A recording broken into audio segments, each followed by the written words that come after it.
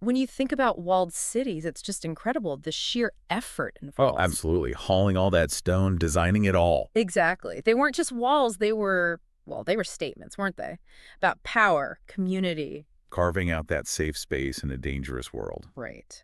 And so many still stand.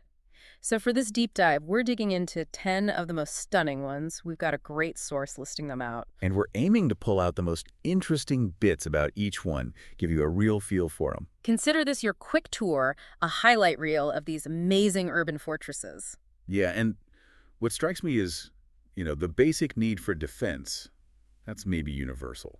But how different places, different time tackled it, that's where you get this amazing diversity in the architecture. Each one tells a different story. Completely. A window into what mattered to the people who built them. Okay, so first stop, let's head to southern Croatia, Dubrovnik. Beautiful place. Ah, Dubrovnik, yes. The walls there, mostly built, 14th to 17th centuries? And the key thing our source mentions, they were never breached. That's right. Never.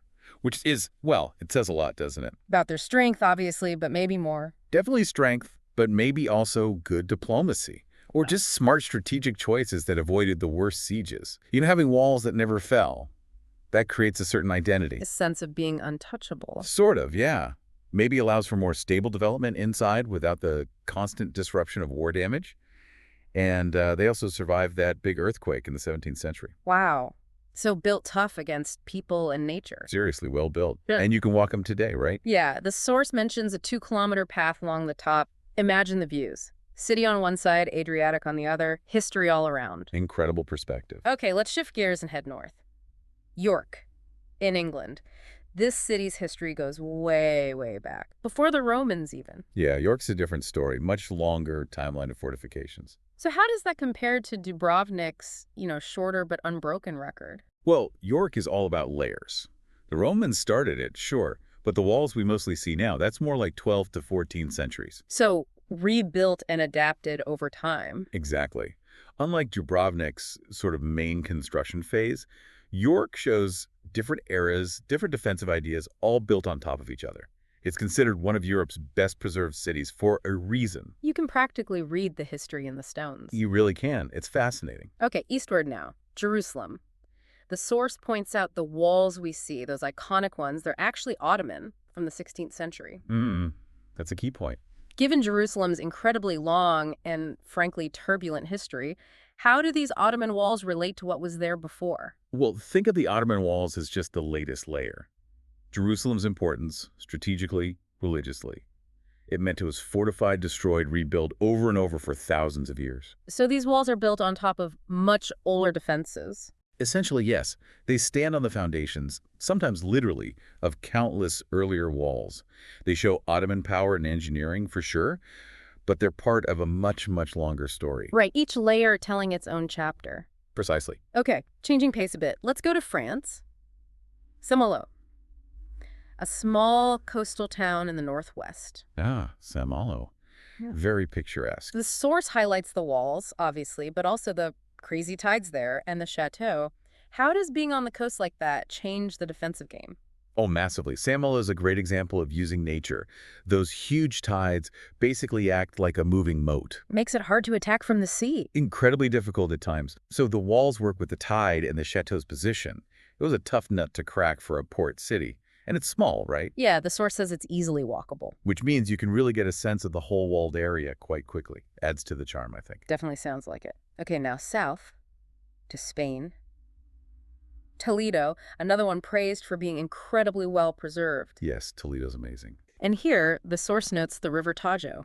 It seems like nature gave it a helping hand defensively. It really did. The river carved this deep gorge around part of the city. A natural barrier. Exactly. It limited the directions an enemy could easily attack from. So you had that natural advantage, plus the man-made medieval walls that are still there. Yeah. Made it a really strong position. You can see why it was so important historically. Absolutely. Its geography is key to its history. Okay, big jump now. Across continents to Xi'an in China. A city with, wow, over 3,000 years of history. One of China's oldest, yeah. And those walls. The current ones, rebuilt in the 14th century, Ming Dynasty, and the scale is just mind-boggling. 14 kilometers long, 12 meters high, and up to 18 meters thick. Yeah.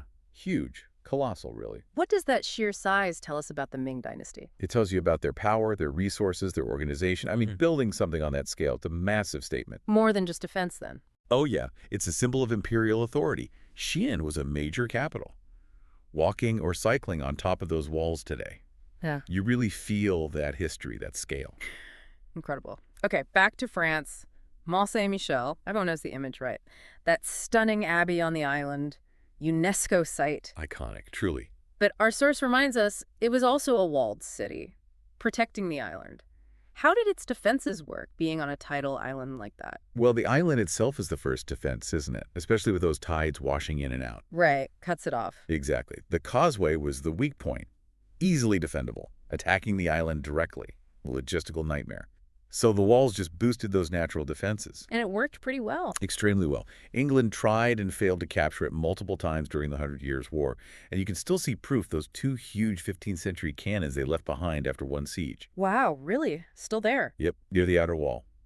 Little reminder of the failed attempts. Fascinating. Okay, sticking with Asia, back to China. Pingyao, another 14th century walled city, also UNESCO listed. Pingyao, yes, very well preserved. The source highlights its walls 6 kilometers long, but specifically mentions around 72 watchtowers. A lot of watchtowers. What does that focus tell us about their defensive thinking? It points to a really sophisticated surveillance system. Yeah. All those towers gave them eyes everywhere, all around the city. Early warning system. Exactly. Early warning and the ability to direct defenses along the entire wall length suggests a very organized military setup focused on keeping tight control and security inside. Makes sense. All right, second to last stop. Back to France again.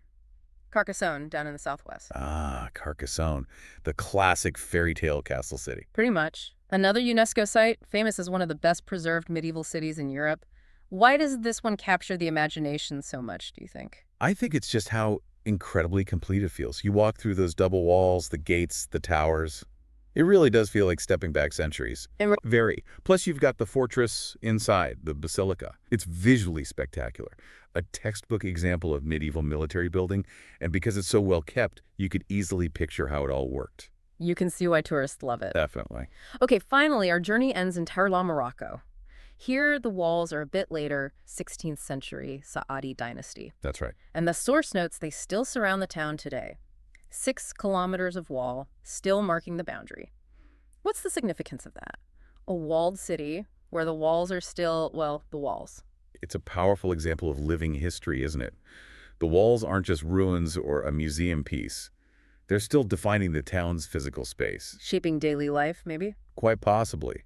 To have that 16th century boundary still functioning, still encircling the main town area in the 21st century. It's pretty remarkable. It says something about their endurance or maybe the cultural importance placed on keeping that historic shape. So, looking back at all 10, Dubrovnik, York, Jerusalem, St. Malo, Toledo, Xi'an, Mont Saint-Michel, Pingyao, Carcassonne, Taroudant, it's clear they're way more than just old defenses. Oh, absolutely. They're physical links to our past.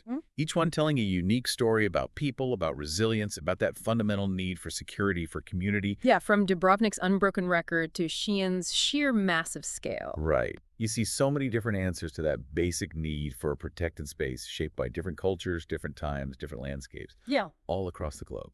So that leaves a final thought for you listening in. When you think about these incredible cities, these walls that have endured for centuries, what do they tell us about ourselves today? Beyond just keeping people safe physically, what else do these defined spaces offer? That sense of community, identity, how do they help us hold on to our history? And maybe think about which one of these amazing places sparks your curiosity.